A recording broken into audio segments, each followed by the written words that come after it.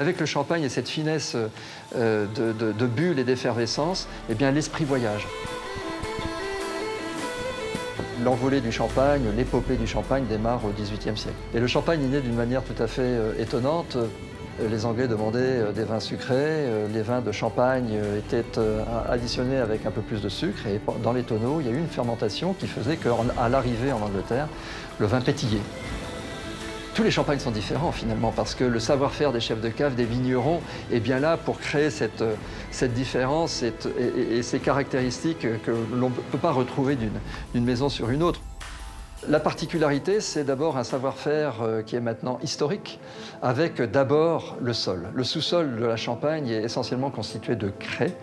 Et cette craie a une grande particularité puisqu'elle véhicule à la fois, je dirais, le potentiel aromatique du champagne. Et puis la deuxième particularité du champagne, c'est cette deuxième fermentation qui est réglée aux petits soins par les chefs de cave et toutes leurs équipes. Une bulle de champagne, c'est une bulle qui n'est pas agressive. C'est une bulle, j'aime bien cette expression qu'un jour un sommelier m'avait donnée, une bulle civilisée. C'est aussi un vin de partage.